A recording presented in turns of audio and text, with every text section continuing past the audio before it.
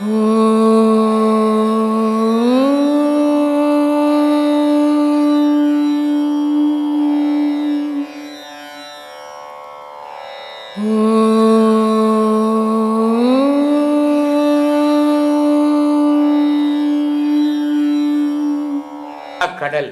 அப்படின்றது வயிறு, மேடுன்றது தலை இல்லையா, வாசிகின்றது இந்த மூச்சு, ஆமாம். இந்த கயிற்றால் இந்த கயிறு ஓடும் போது தான் இந்த அன்னம் ஜீரணம் ஆகுது. இது ஓடலைன்னா புளியப்பம் வந்துடும், அஜீரணம் ஆகிடும், செத்து போயிடும். இதில் இருந்து வர்ற விஷமும் வருது, அது அந்த பிராணனும் அபானனும் தடுத்தது. இதை கடையிறதுக்கு மேறு மத்து வேணும், மலை என்ற தலை வேணும். மலையை போட்டு கஞ்சாங்கல்ல, மலையை போட்டு கடையிறதில்லை, அந்த தலையை போட்டு கடையணும். தலையில் வாசின்னு ஒரு காத்துக்குது, அது சிவமாக இருக்குது.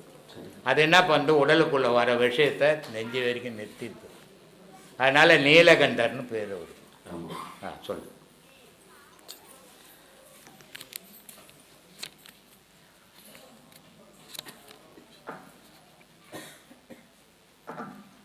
ஐயா, இன்னொரு இந்த கேள்வி எப்படி கேட்குறதில்ல, மௌனமாக இருக்கிறது, மௌனமாக இருந்தால் பிறவி தவிர்க்குமா, மௌனம் பிறவி தவிர்க்குமா அப்படின்னு சொல்லிட்டு. மௌனத்தில் இருந்தால் நம்ம நீங்கள் பாடத்தில் சொல்கிறது வேறு, பட் ஒரிஜினலாகவே மௌன விரதம் இருக்காங்க, சாப்பிடாம இருக்காங்க, இது இருக்காங்க, உபவாசம் சொல்கிறாங்க, சாப்பிடாம இருக்காங்க. ஸோ இதெல்லாம் பண்ணால் பிறவி தவிர்க்குமா ஐயா? எல்லாருமே அது உபவாசம், அது உபவாசம் இருக்கிறாங்க. எத்தனை நாள்? அரை நாள் இருக்காங்க. காலையில் மட்டும் சாப்பிடாமன்ட்டு மத்தியானம் நல்லா மூக்கு படிக்க 3 படி துண்டுறாங்கல்ல, அது உபவாசமாக. அது பேர் உடம்பை பக்குவப்படுத்துறாங்கன்னு அர்த்தம். இந்த நோன்பு, சில பண்டிகைகளில் நான் ஒரு பொழுது நோன்பு, இந்த ஒரு பொழுதுக்குதால கடவுளுக்கு ஏதாவது ஆகுமா அப்படின்னா ஒன்றும் ஆகாது. உன் உடம்பு ஆரோக்கியமாக இருக்கும். ஒரு மிஷின் இருக்குது, இந்த ஒர்க் ஷாப்பில் கவர்மெண்ட்டில் எல்லாம் பார்த்திங்கன்னா டிசம்பர் லீவ் விடுவாங்க. இந்த டிசம்பர் லீவு 10 நாள் எதுக்கு விடுவோன்னா, அங்கே மிஷினுங்கள் எல்லாம் சுத்தம் பண்ணி ஆயிலெல்லாம் போட்டு தொடச்சி வைக்கிறதுக்காக. ஏன்னா அது வருஷம் ஃபுல்லாக ஓடி குப்பையும் கூழும் ஆகி தேஞ்சு போந்தெல்லாம் இருக்குது, அதெல்லாம் மாற்றிக்கிட்டு அடுத்த வருஷம் வேலை செய்யறதுக்கு அந்த டிசம்பர் லீவ் 10 நாள் அதை ஆல்ட்ரேஷன் பண்ண விடுவாங்க. அது மாதிரி ஒரு வேளை உபவாசம் இருந்து வயிற்றை சுத்தம் பண்ணிக்கிறதுக்கு இது வேலை. இதுக்கும் கடவுளுக்கும் புண்ணியத்துக்கும் பயனே சம்மந்தமே கிடையாது. உபவாசம் மகான்கள் இருந்தான், அவன் 3 தவிர்த்தான். தாகத்தை தவிர்த்தான், தூக்கத்தை தவிர்த்தான், பசியை தவிர்த்தான். தாகம், பசி, தூக்கம், இந்த 3 எவன் தவிர்த்தானோ அவன் கடவுளோடு வாழறான்னு அர்த்தம். அது மகானுக்கு முடியும், மனுஷனுக்கு முடியாது. 2 நாளைக்கு வீட்டில் பொண்டாட்டி சண்டை போட்டுக்கணும், சோறு போடலாம், 3ஆவது நாள் உன்னால் வேலை செய்ய முடியாது. நல்ல மூக்க பிடிக்க பொண்டாட்டி சோறு கட்டி கொடுத்தா தான் நீ போய் வேலை செய்ய முடியும். அப்போ நீ எங்கேருந்து உபவாசங்கிறது? சும்மானா வாய் பண்ணு மூன்னா அது மௌனம் இல்லை. மௌனம்ன்றது வாழ்நாள் ஃபுல்லாக இருக்கணும். இருக்க முடியுமா மனுஷனால? இருக்க முடியாது. ஆனால் ஒரு 2 மணி நேரமாவது அதை பழகுங்கன்னாவே பழகத்துக்கு ஆள் கிடையாது. மௌன உபதேசம் கொடுக்குறோம், யாரும் இருக்க முடியல. ஆனால் அவங்க பேசுறது பெருமையாக, நான் மௌன உபதேசம் வரைக்கும் வாங்கிட்டேன், என்ன பண்ண என்ன பண்ண போகிற வாங்கி ஒன்றும் பண்ண போகல, என்ன செய்யவே இல்லையே, அது என்னன்னு தெரியாது உனக்கு. இப்போ மௌன உபதேசத்தை சரியான முறையில் எவன் ஒருத்தன் கடைப்பிடிக்கிறான்னு அவன் கடவுளை பார்ப்பான். ஆனால் அதுக்கு காலங்கள் தேவை. அவன் நீ 5 மணி நேரம் 6 மணி நேரம் அதில் உட்காந்தான்னா மறந்து போயிடணும், அவன் இருக்கிறானா இல்லையான்னு அவனுக்கு தெரியக்கூடாது. அதனால்தான் பாம்பாட்டி சொன்னான், உள்ளுக்குள்ளே உணர வேண்டும், உள்ளும் புறம்பும் மறிய வேண்டும், மெல்ல கனலை எழுப்ப வேண்டும், வீதி புனலில் செலுத்த வேண்டும், கள்ள புலனைந்தும் கடிந்து விட்டு தெல்ல தெளிவான இதெல்லாம் எப்போ போதோ அப்போ தாண்டா அது தெரியும் அப்படின்னு. கடவுள் தெரிகிற காலம் எப்போ வரும்னா, மனம் போய் ஆன்மாவோடு சேரும்போது தான் கடவுளை பார்க்க முடியும். மனமும் ஆன்மாவும் தனித்தனியாக இருக்கிற வரைக்கும் எந்த கொம்பனாலையும் கடவுளை பார்க்க முடியாது.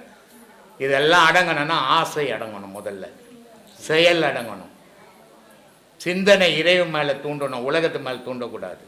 அப்படி இருக்கிறவனுக்கு கடவுளுடைய காட்சி கிடைக்கும். மற்றவனுக்கெல்லாம் கற்பனையில் தான் சுற்றினுக்கலாம், நிஜத்தில் போக முடியாது. வதனின்னு ஒரு பொண்ணு நம்மக்கிட்ட ஒரு 5 வருஷத்துக்கு முன்னே உபதேசம் வாங்கிச்சு, இங்கிலாந்துலேருந்து வந்து. அது இங்கிலாந்துலேருந்து புருஷன் இருக்கிறான், ஒரு பொண்ணு இருக்குது, ஒரு பிள்ளை இருக்கிறான். ஆனால் போர் ஊரில் 2 மாதம் ரூம் எடுத்துக்கின்னு அந்த மௌன உபதேசத்தை அது 2 மாதம் தனியாக இருந்து பண்ணிச்சு. அப்போ எவ்வளோ வைராக்கியம் இருக்கணும் பாரு. இங்கே உபதேசம் வாங்கிட்டு போய் அங்கே பொண்டாட்டிக்கு நான் மௌன உபதேசம் வாங்கினோம். ஏன் வாங்கிட்டு வந்தேன், நீ நான் எப்படி பேசுறதுன்றாங்க. அதனால் வேணா அந்த உபதேசம் அங்கேயே விட்டுட்டேன் நான், நீ நானுமே பேசிங்களான்னு பேசிக்கிறான். அப்புறம் எங்கே மௌன உபதேசம் வேலை செய்யும்? மௌன உபதேசம் பண்ணுறதா இருந்தால் குறைஞ்சது 5 மணி நேரம் உட்காரணும். ஏன்னா 1 மணி நேரம் உனக்கு பழைய எண்ணங்கள்லாம் வந்து வந்து வந்து வந்து மோதும் உன்னை. அந்த 1 மணி நேரம் அது மோதி மோதி மோதி அது நின்ன பிறகு தான் நீ மௌனத்துக்கே போக முடியும். அரை மணி நேரம் உட்கார்றது முடியலையே, கது தட்டுறாங்கல்ல. அதனால் அந்த மௌனம் இல்லை, மௌனம்ன்றது மந்திர உபதேசம்னு பேர். அது அந்த மௌன உபதேசம் முறையான கொடுக்குற குருவாகவும் இருக்கணும், தெரிஞ்சிருக்கணும். மௌன உபதேசம்னா சும்மா நான் வாய் மூடிக்கணும் பார்த்துக்கணும் ஊரெல்லாம் பார்த்து புலன் அலைய விட்டுட்டு மௌனத்தில் இருக்க முடியாது. புலன் அடங்கினா தான் மௌனம் கை கூடும். அப்போ புலன் அடங்குற மாதிரி நம்ம உட்காரணும் அங்கே. அதனால் சொன்ன அகங்காரம் உள்ளடக்கி ஐம்புலனை சுட்டறுத்து தூங்காமல் தூங்கி சுகம் பெறுவது எக்காலம். அந்த மௌனத்து உபதேசத்தில் தூங்கவும் இல்லை மூச்சுக்கணும் இல்லை, ரெண்டுக்கும் இடைப்பட்ட நிலையில் நீ வாழற, அதுக்கு பேர் துரியோன்னு பேர். அந்த மாதிரி நிலையை கொண்டாடணும். அதனால் மௌனம்ன்றது இங்கே வாய் மூடிக்கணும் போய் பேனால் எழுதி கொடுக்குறதெல்லாம் மௌனம் ஆகிடாது. மௌனம்ன்றது நீ ஒரு இடத்துல உட்காந்துன்னா நீ அப்படியே உடம்பெல்லாம் கொப்பளம் கிளம்பிடும், அவ்வளோ சூடாக்கிடும், ஒன்றுமே செய்யலாம், நான் சும்மா உட்காந்துக்கிறேன். அந்த மாதிரி நிலைக்கு போனால்தான் மௌனம் கை கொடுக்கும். உபதேசம் வாங்கிறதால மௌனம் கை கொடுக்காது. எந்த ஒரு பாடமும் நீ செய்தால்தான் அதனுடைய நன்மையை நீ அனுபவிக்க முடியும். நீ செய்யாத எந்த பாடத்தாலையும் யாராலையும் அனுபவிக்கவே முடியாது. அதை மாதிரி பண்ணும். எல்லாருக்குமே இருக்கிற ஒரே ஒரு பழக்கம், நம்ம இந்த சாதாரணமாக நம்மள எல்லாருக்குமே இருக்கிற பழக்கம்னா தான் செய்த தவறுகளை தான் உரிமையை எடுத்துக்கொள்ளாதது தான் அப்படின்னு சொல்கிறாங்க. ஆனால் ஆன்மீக பயத்தில் நிறைய புக்குங்களோ மகான்களை என்ன இதெல்லாம் பார்த்தீங்கன்னா நம்ம உரிமையை எடுத்துக்கினா தான் நம்ம வாழ்க்கையை நம்மளால் சீராக கொண்டு போக முடியும் அப்படின்றது தான் முதல் படியாக சொல்கிறாங்க. ஆனால் நிறைய பேர் இப்போ ஃபார் எக்ஸாம்பிள் ரோட்டில் வண்டி ஓட்டுறவங்களே போனாலும் இவங்க தப்பாக போயிட்டு அடுத்தவனை திட்டிட்டு போகிறாங்க. அவங்க செஞ்ச தவிர நம்ம செஞ்ச தவிர நம்மளாலேயே உரிமை எடுத்துக்க முடியாதப்போ நம்ம வாழ்க்கையை நம்மளுக்கு தான் உரிமை எடுத்துக்கிறது எப்படிங்க, எப்படி எடுத்துக்கிறது? வாழ்க்கையில் நீ பிறந்த, நீ சுதந்திரமாக இருந்த. ஆனால் மனிதன் என்ன சொல்கிறான்னா, நான் மாயையில் மாட்டிக்கினங்க, மாயை பிடிச்சிக்கிச்சுங்க என்னன்றோம். மாயை எதுவுமே போய் எப்பவுமே இவனை பிடிக்கிறதில்ல, இவன் மாயை தேடி போய் பிடிப்பான். ஒரு ஊராமட்டு பொண்ணை போய் நீ தேடி போனியா, அது தேடி வந்ததா உன்னை? நீ தானே தேடின்னு போன. அப்போ மாயை தேடி நீ தான் போய்க்கிற. 2 பொருள் இணைஞ்ச பிறகு நீ எந்த முடிவையும் எடுத்துட முடியாது. எடுத்தீங்கன்னா குடும்பம் நல்லா இருக்காது, குழப்பங்கள் வந்துடும், சண்டை சச்சரவாயிடும். அதனால் அதுக்கு உறுதுணையாக ஆக்கிக்கணும் உன்னுடைய துணைவியாரை. உன்னுடைய பயணத்துக்கு அவள் தடையாக இல்லாத மாதிரி அவளுக்கு புத்தி சொல்லி அவளை பக்குவப்படுத்திக்கணும். அவளுடைய பயணத்துக்கு தடையாக இல்லாத நீ பக்குவப்படணும். இப்படி போனால்தான் தெய்வ வழிபாட்டில் சீராக போக முடியுமே தவிர இப்படி போகாமல் தெய்வ வழிபாட்டில் போக முடியாது. ஏன்னா குடும்பத்தில் நீ ஒத்துழைக்கலைன்னு சொன்னால் உன்னால் தியானம் பண்ண முடியாது. இப்போ தியானம் பண்ணனா உன் பிள்ளைங்க ஒத்துழைக்கணும், உன் பொண்டாட்டி ஒத்துழைக்கணும், உன் சூழ்நிலை ஒத்துழைக்கணும். இது எல்லாத்த விட உன் உடல் ஒத்துழைக்கணும். உடல் நல்லா இல்லைன்னா இந்த தியானம் பண்ண முடியாது. உடல் ஆரோக்கியமாக வச்சுக்கணும். 2வது, வேலைக்கு போனால் வேலை செய்த அதோடு வந்து தான் கடவுள் வழிபாட்டுக்கு போயிடணும். ஆனால் வேலைக்கு போயிட்டு அங்கே ஃப்ரெண்டு இருக்கிறாரு, இங்கே ஃப்ரெண்டு இருக்கிறாரு, அவரை பார்க்கணும் இவரை பார்க்கணும்னு சுற்றிக்கின்னு இருந்தீங்கன்னா இங்கே கடவுள் வழிபாடு பண்ண முடியாது. இது மாதிரி பல காரணங்களை நீ தவிர்த்துன்னு வரணும். கடவுள் வழிபாட்டில் எவன் ஒருத்தன் உண்மையாக போகணுன்றானோ அவன் வெளி விவகாரத்தெல்லாம் குறைக்கணும். அதனால் ஐம்புலன் அடக்கம் வேணும்னா, இது அடங்கினால்தான் நீ இந்த வழிக்கு போக முடியும். உன்னுடைய நாட்டங்கள்லாம் உன்னுடைய உடலுக்குள்ளே இருக்கணுமே தவிர உலகத்துக்குள்ளே இருக்கக்கூடாது. உலகத்துக்குள்ளே போகும்போது தெய்வ வழிபாடு சீராக பண்ண முடியாது. உனக்குள்ளே போகும்போது அதுவே ஒரு ருசியாக மாறிடும். இப்போ எல்லாம் என்ன பண்ணுறீங்க, தேனை தொட்டு நக்கிக்கின்னுக்கிறீங்க, அதனுடைய ருசியை சொல்கிறீங்க, இனிப்பாக இருக்குதுங்க, நல்லா இருக்குதுங்க அப்படின்ட்டு. ஆனால் தேனுக்குள்ளே விழுந்துட்டீங்கன்னா ருசி சொல்ல முடியுமா? சொல்ல முடியாது. அப்படி தெய்வ பக்தியில் ஞானத்தில் விழுந்துட்டிங்கன்னா அதை விவரித்து சொல்ல முடியாத இனிப்பு அது. அந்த இனிப்பை அடையணுன்னா அதில் முயற்சிகள் பண்ணி விழணும். சும்மா ஏதோ தொட்டு தொட்டு நக்கிக்கின்னு போதால ஒரு பயணம் கிடையாது. அதனால் விழத்துக்கு முயற்சிகள் பண்ணுங்க. வாழ்க்கை ஒரு நாள் முடியும்.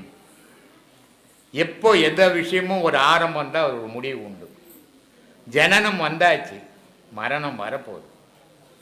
இந்த ரெண்டுக்கும் இடைப்பட்ட நேரத்தில் கடவுளுடைய பாதத்தில் விழுங்கும். அதுதான் மோட்சம், முக்திக்கு வழிவகுக்குமே தவிர பொண்டாட்டிக்காரில் ஓடுதாலையோ இல்லை கோயிலில் போய் சல்லியில் ஓடுதாலையோ ஒரு பயணம் கிடையாது. உங்களுக்குள்ளே இருக்கிற தெய்வத்தை தேடுங்க. உங்களுக்குள்ளே தான் தெய்வ சக்தியே இருக்குது. உங்களுடைய அருமை, உங்களுடைய சக்தி, உங்களுடைய ஆற்றல் உங்களுக்கு தெரியாமல் வாழ்ந்துன்னுக்கிறீங்க. ஏதோ உலகமே நிஜம் பண்ணிட்டு. உலகம்ன்றது ஒரு டூரிஸ்ட் சென்டர். மனைவியாக வந்து சேர்ந்தா, தாயாக வந்து சேர்ந்தா, தகப்பனாக சேர்ந்தான், அண்ணனாக சேர்ந்தான், தம்பியாக சேர்ந்தான், நண்பர்களாக சேர்ந்தோம். ஆனால் எல்லாருமே ஒரு நாள் பிரிஞ்சிட போகிறோம். தாயை விட்டு மகன் போகிறான், மகனை விட்டு தாய் போகிறான். எல்லாரும் பிரிய போகிறோம். மனைவி கணவனை விட்டு போகிறா, கணவன் மனைவியை விட்டு போகிறா. ஆனால் இறைவன் உன்னை விட்டுட்டு போகக்கூடாது. அந்த மாதிரியான செயலில் நீங்கள் ஈடுபடணும். எந்த நிலையிலையும் இறைவனை மறக்கக்கூடாது, இறைவனை விடக்கூடாது. அந்த மாதிரியான பயணங்களை நீங்கள் பண்ணீங்கன்னா அது உங்கள் வாழ்க்கைக்கு நல்லது, அமைதி தரும் வாழ்க்கை. ஆரவார வாழ்க்கையால் அமைதி கிடைக்காது, துன்பம் தான் கிடைக்கும். அமைதியான வாழ்க்கை தான் மனிதனுக்கு தேவை. அந்த வாழ்க்கை தான் அவனுக்கு நிம்மதியை தரும். அதை தேடு. சரிங்க. குரு பார்வை பட்டால் எல்லாம் தீரும்ன்றாங்க. குரு பார்வைன்னா எல்லாம் ஏமாத்துற விஷயம் அது. ஏன்னா இப்போ நிறைய பேர் சொல்லுவாங்க, என்னை வந்து பார்த்துட்டு போனால் உங்கள் கஷ்டம்லாம் போயிடுமா. ஊரில் யாருமே கஷ்டப்பட மாட்டாங்க. இந்த மாதிரிலாம் ஏமாற்றக்கூடாது. அதனால தான் சொல்கிறது, தெய்வ விஷயத்தில் ஏமாத்தல் வச்சுக்காதீங்க. உண்மையை மட்டும் சொல்லுங்க. ஊர் எடுத்துக்கணும், ஊர் உன்னை புகழணும்னு ஏமாத்தாதீங்க. சரிங்க. அது உனக்கு கேடாக மாறிடும். அது கோபுர வாசல் பார்த்தா புண்ணியம்னா, கோபுரம்னா ஊரில் கட்டிக்கிற கோயில் கோபுரத்தெல்லாம் பார்த்துட்டுனா உனக்கு புண்ணியம் கிடையாது. அது கொளுத்துக்காரன் கட்டி வச்சது. உன் தலைன்ற கோபுரத்தை நீ பார்த்தீங்கன்னா உனக்கு புண்ணியம். அதை பார்க்க பழகுங்க. இந்து மதம் என்பதை பற்றி சொல்லுங்கள். சரி, அதை ஏற்றுக்கொள்ளுகின்றீர்களா? சரி. இந்து மதம் அப்படின்றது என்ன அர்த்தம்னு முதல்ல நம்ம தெரிஞ்சுக்கணும். இந்துன்றது யாருக்கும் சொந்தமானதில்லை. இந்துன்னா சந்திரன் அர்த்தம். ஏன் இந்துன்னா சந்திரன்? ஒரு காலத்தில் ராமர் காலத்திலலாம் பார்த்திங்கன்னா சூரிய வம்சம்னு வச்சுருப்பாங்க இல்லையா. பரிசுத்த மன்னம் பீரியடில் தான் சந்திர வம்சம்னு வந்தது, இந்து மதம்னு வந்தது. ஏன் இந்த இந்து மதம்னு வந்தது? இந்துன்னு ஏன் வச்சுக்கணும் இதை அப்படின்னா, உலகத்தில் சூரியன் சந்திரன் ரெண்டும் வேணும். சூரியன் மட்டும் காஞ்சா பூமி சுக்கு நூதரா செதறி போயிடும். அப்போது அந்த வெப்பத்தை சரி கட்டுறதுக்கு சந்திரன் வேணும். அப்போ சூரிய வெப்பத்தில் நம்ம தவிக்கிறோம். அந்த நம்ம உடலுக்கு குளிர்ச்சி வேணும்னா சந்திரன் வேணும். அப்போ இந்த பூமிக்கு ரெண்டும் தேவைப்படுது. தேவைப்பட்டாலும் மனுஷனுக்கு சுகம் எதில் கிடைக்குது அப்படின்னா சந்திரன்கிட்டேருந்து கிடைக்குது. அப்போ மனிதனை வாழ வைக்கிறது சந்திரன். அப்போ எது நமக்கு நன்மை செய்தோ அதை வாழ்த்துறோம், அது மதமாக ஆக்கிக்கணும். அதனால் இந்து மதம், இந்து மதம்னா யாருக்கும் சொந்தமானதில்லை, உலகத்துக்கே சொந்தம். எல்லா மதமும் அதை தான் கும்பிடுது. முஸ்லீம் மதமும் அதை தான் இந்து மதம் கும்பிட்டுங்குது. அதனால் இந்துன்னா சந்திரன் அர்த்தம். யாருக்கும் உரிமை கொண்டாடக்கூடிய மதம் இல்லை. அதனால தான் சொன்னேன், மதத்துக்கு தாண்டுங்க, கடவுளை அறிவிங்க.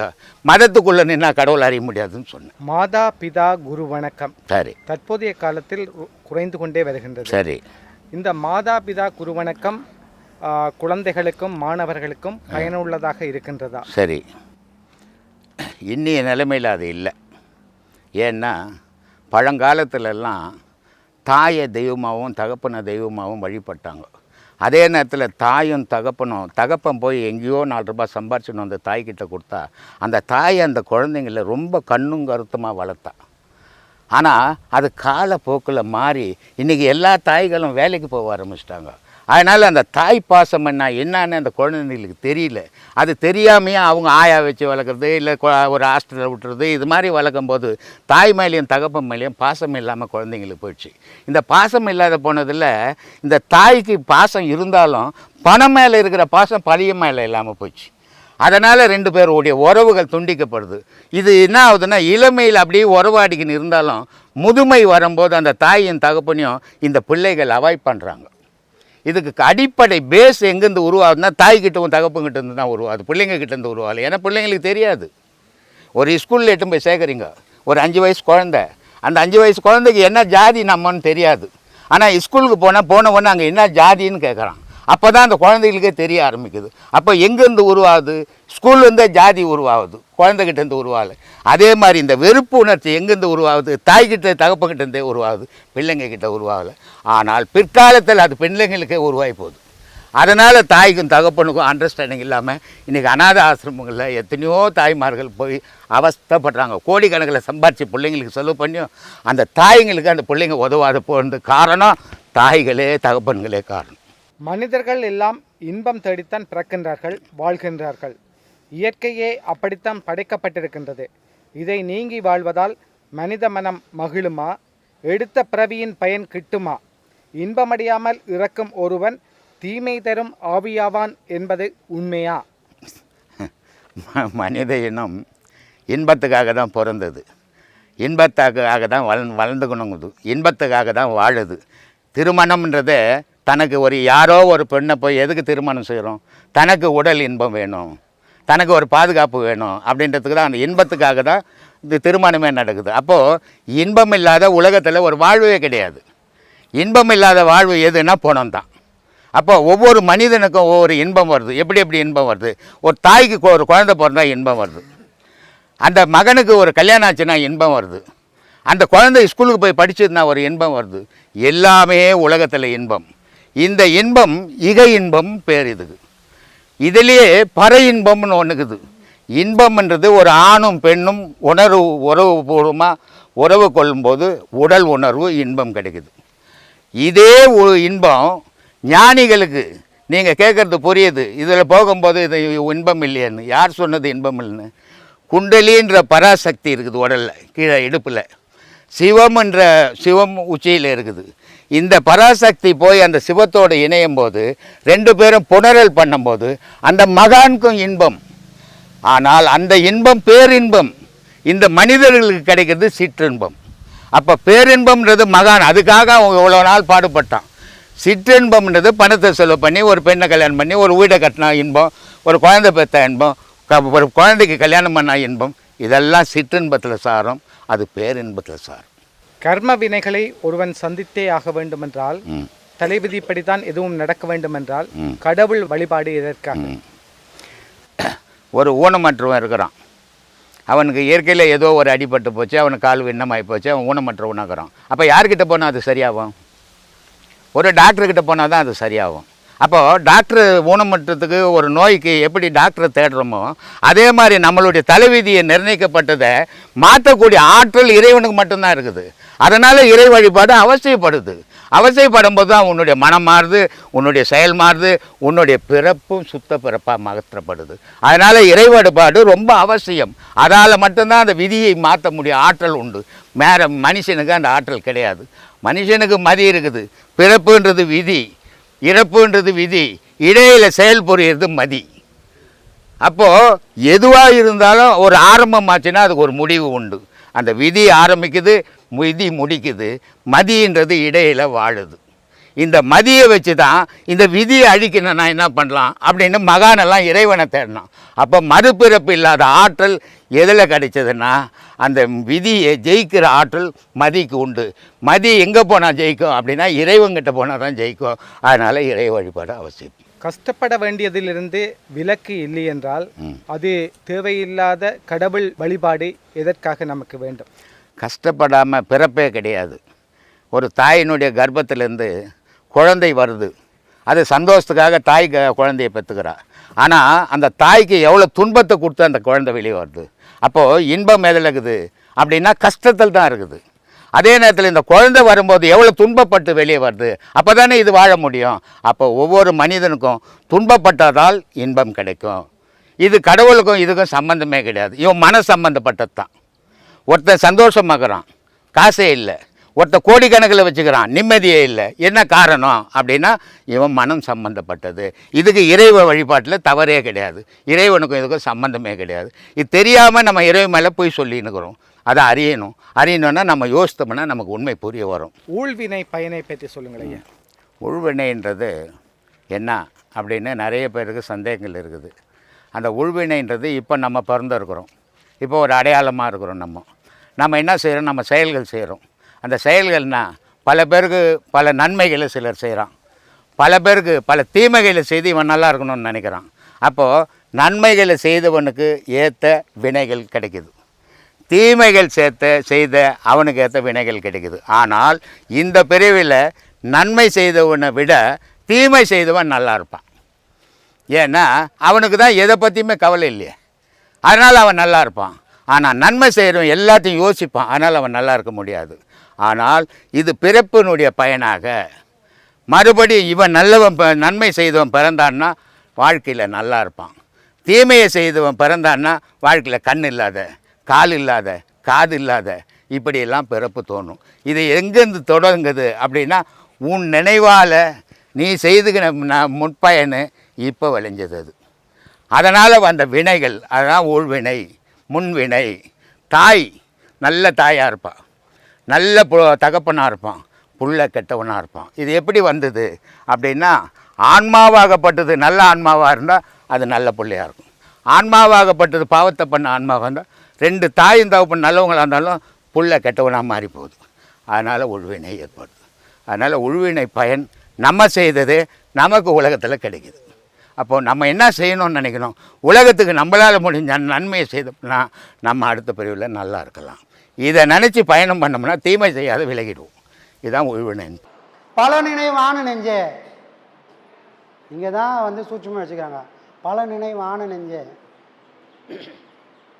இப்போ உக்காடுறோம், இப்போ பேசினுக்கிறோம், நம்ம மனசு எங்கேயும் ஓடல, ஏன்னா ஏதோ சிந்தனையில் போயின்னுக்கிறோம். சும்மா இப்போ உக்காஞ்சேன் சாமி, அது வரைக்கும் சும்மா இருந்தால் என் மனசு தலையை விரித்து போட்டுன்னு பேய் ஆட்டம் ஆடுது சாமி. ஏன்னா அதுக்குள்ளே பல நினைவை ஏற்றி வச்சுருக்குறோம். ஒரு மந்திரவாதி மந்திரத்தை உரு கொடுத்து சக்தி ஊட்டுற மாதிரி அந்த மந்திரத்துக்கு எப்படி சக்தி ஊட்டுவானோ அந்த மாதிரி என் மனசில் ஒரு சிந்தனையாக இல்லாமல் என் வாழ்நாள் ஃபுல்லாக இருந்துட்டு பல சிந்தனைகளை வாழ்ந்து ஒரு நாள் ஒரு சிந்தனையாக உக்காருனா அதால் உட்கார முடியாமல் நான் படாத பாடு படுறேன்பான்றாரு.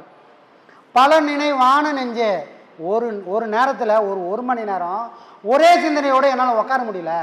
காரணம் என்ன? பல சிந்தனை மனசுக்குள்ளே ஓடுது. அதுக்கு காரணம் என்ன? எதை செஞ்சாலும் ஒரு நினைவாக செய்யறதில்ல. சமைக்கிறோம், உப்பு போட்டோமா இல்லையான்னு தெரியல. ஏம்மா நீ தானே சமைச்ச, உப்பு இல்லை கவனம் இல்லை, ஏதோ ஒரு ஞாபகத்தில் போட்டேன். அப்படின்னா என்ன அர்த்தம்? ஒரு வேலை செய்கிறாங்க, ஆனால் அந்த வேலையில் அவங்களோட கவனம் இல்லை, அடுத்து ஏதோ ஒரு சிந்தனையில் ஓடுது. இது சமைக்கிறது மட்டுமா? ஒரு உதாரணத்துக்கு சொல்கிறேன். ஏன்னா இந்த சமையல் நம்மளோட வாழ்க்கை ஃபுல்லாக வருது. அதனால் இது சொன்னால் ஈஸியாக புரிஞ்சுக்க சொன்னேன். ஆனால் நாமளும் அதை தான் பண்ணின்னுக்கிறோம். ஒரு வேலையே ஒரு நினைவோடு நீயும் நானும் செஞ்சால் அதுவே தவமாயிடும். ஆனால் அப்படி யாரும் செஞ்சு பழகிறதே இல்லை. அதோட விளைவு ஒரு மணி நேரம் போய் நான் உட்காரலான்னு சொன்னால் என் மனம் நிற்காம அப்போ தான் அது சிவி சிங்காச்சினுக்குதே நம்ம உக்காஞ்சனா சிவி சிங்காச்சி அந்த முடியெல்லாம் விரிச்சு போட்டுன்னு அது பேய் ஆட்டம் ஆடுது. அப்போ தான் தெரியும், ஓ இந்த மனசுக்கு இவ்வளோ சக்தி இருக்குதானே. அங்கே உட்காரும்போது தான் தெரியும். பாடம் வாங்கிறதுக்கு முன்னாடி தெரியுமா மனம் எப்படி வேலை செய்யும் தெரியுமா? அந்த மனசோட பலவீனம் பலம் தெரியுமா? தெரியலையே. ஆனால் வார்த்தைக்கு வார்த்தை பேசுவோம். நான் மனசாட்சிப்படி வாங்க, என்ன மாதிரி ஒரு யோகி இல்லை நான்லாம் என் மனசாட்சிக்கு பயந்து வரணும். வார்த்தைக்கு வார்த்தை மனசு பேசணுமே. அந்த மனசோட பலம் எது பலவீனம் எதுன்னு எப்போ தெரிஞ்சுது?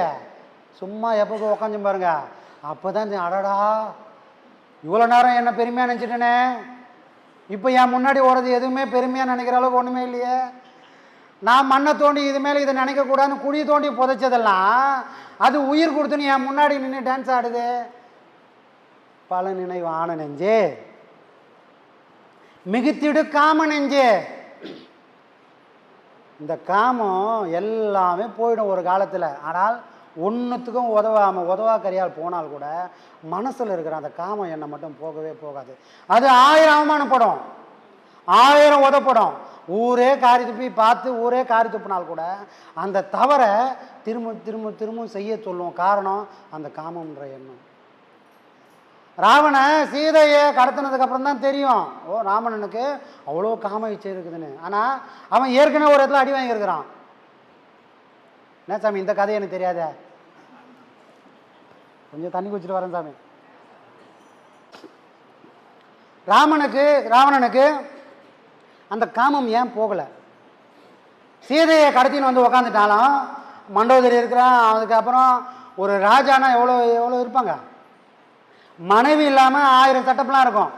இவ்வளையும் தாண்டி அவனுக்கு அந்த காமம் என்ன எங்கே வந்தது? இது ஏதோ சீதையை கடத்துறதுக்கப்புறம் வந்ததா?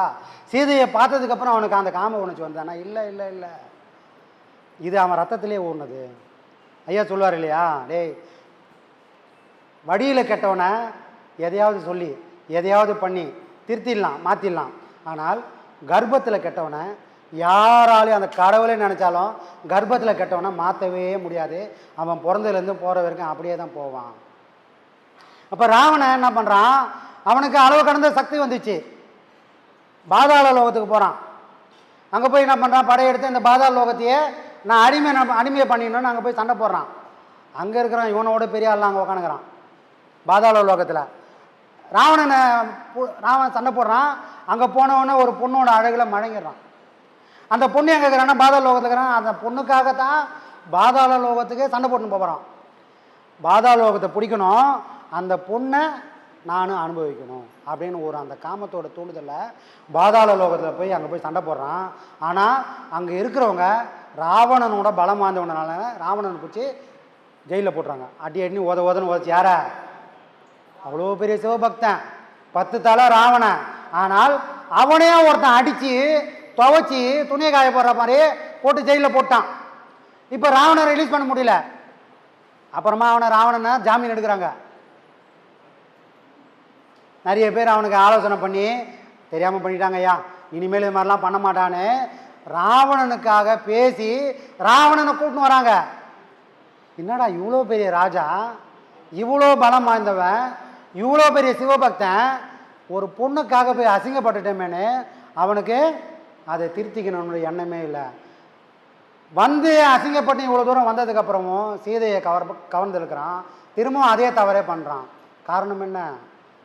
அவன் பண்ண தவமும் அவன் பண்ண தானமும் அவன் பண்ண அந்த அரசாட்சி எல்லாம் எங்கே போய் மண்ணோட மண்ணாக போச்சு? காமம். ஒரு தவறை பண்ணி அவனுக்கு அறிவு வந்தது, திருத்திக்கினானா? திருத்த முடியல. அப்போ அறிவு வந்தாலும் திருத்த முடியாத ஒரு பெரும் பாவம் எங்கே விளையும்னு சொன்னால் ஒவ்வொரு மனுஷனுக்கும் அந்த காமம் என்ற ஒரு விஷயத்தில் நடக்கும். எத்தனை தடவை அவமானப்பட்டாலும் அந்த ஒரு விஷயத்தில் மாட்டிக்கினவனால வெளியே வரவே முடியாது.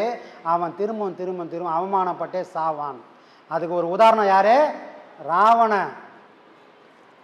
அப்போ இங்கே சொல்கிறாரு,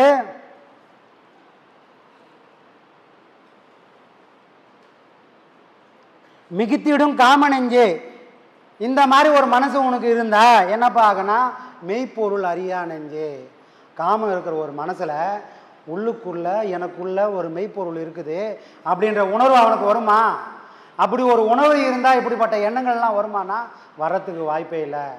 அப்போ தவறு உள்ள இடத்துல இறைவன் இருக்க மாட்டான், இறைவன் இருக்கிற இடத்துல தவறுகள் நடக்காது. நான் ஒரு தவறு பண்ணுறேன், எப்போ பண்ணுவேன்? எனக்குள்ள இறைவன் என்னை விட்டு வெளியே போனால் மட்டும்தான் என்னால் தவறுகள் பண்ண முடியும்.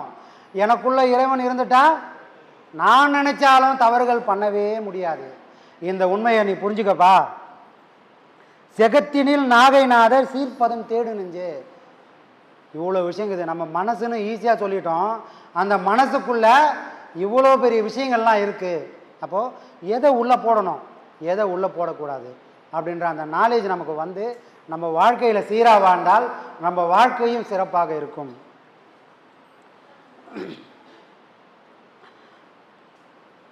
சுவர்த்தலை பூனை போல சுற்றிய பிறவி தீர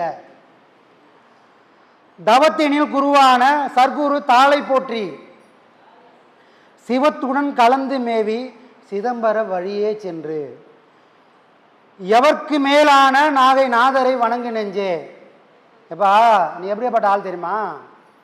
சோத்து மேலே பூனை போகுது, அந்த பூனை என்ன பண்ணா, இந்த பக்கம் குதிக்கலாமா அந்த பக்கம் குதிக்கலான்ற மாதிரி நீ ஒரு பிறவி வாங்கி வந்துட்டு இதை செய்யலாமா அதை செய்யலாமான்னு அந்த பூனைக்கும் உனக்கும் வித்தியாசமே இல்லாமல் வந்துருக்கிற. உனக்கு இந்த பிறவி ஏன் வந்தது, எதுக்கு வந்தது, எதை சாதிக்க இறைவன் கொடுத்தானே தெரியாமல் ஒரு மதில் மேல் இருக்கிற பூனை போகிற மாதிரி எந்த பக்கம் போகுதுன்னே தெரியாமல் நீ போயினுங்கிறப்பா. தவத்தினுள் குருவான சர்க்குரு தாளை போற்றி. அப்போ இந்த மாதிரி ஒரு மனசு எதை செய்யணும் எதை செய்யக்கூடாது உனக்கு தடுமாற்றம் இருந்ததுன்னா ஒன்றும் பண்ணாத. தவத்தினுள் மேவிய சர்க்குரு தாளை போற்றி. குரு இருப்பார்ரா, உனக்கு அந்த தகுதியில் எதை செய்யணும்னு தகுதி இல்லைன்னா ஒரு நல்ல குருநாதரை போய் அவருடைய பாதங்களே சரணாகதி அடைஞ்சிட்டேன்னா அடைஞ்சா என்னப்பா ஆகும்? சிவத்துடன் கலந்து மேவி சிதம்பர வழியே செல்லுவ. சிதம்பரம் வழி என்னது? அம்பலம் வழி. சிதம்பரம் என்னது? அம்பலம் ரகசியம். அம்பலம்னா ஒன்றுமில்லாத ஒரு பொருள், ஒன்றுமில்லாதது எல்லாம் ரகசியம். ஒன்றுமில்லாத ஒரு இடத்துக்கு போகக்கூடிய தகுதி ஒன்று வரும். ஒன்றுமில்லாத ஒரு இடத்துக்கு போகக்கூடிய தகுதி நீ ஒன்றுமில்லாத போகும்போது தான் வரும். உன்னம் ஒன்றுமில்லாமல் ஆகக்கூடிய தகுதி எல்லாத்தையும் உணர்ந்த ஒரு சர்க்குரு நாதரால் மட்டும்தான் வரும். அப்போ இவ்வளோ விஷயம் நடக்கணும்னா நீ முதல்ல பண்ண வேண்டியது ஒரு சர்க்குரு நாதரை போய் முதல்ல பிடி. அந்த ஒரு ஆளை மட்டும்தான் எல்லாமான சிவத்தை காட்டி கொடுக்கவும் முடியும், அவரோட கலக்கவும் அவரால் செய்ய முடியும்.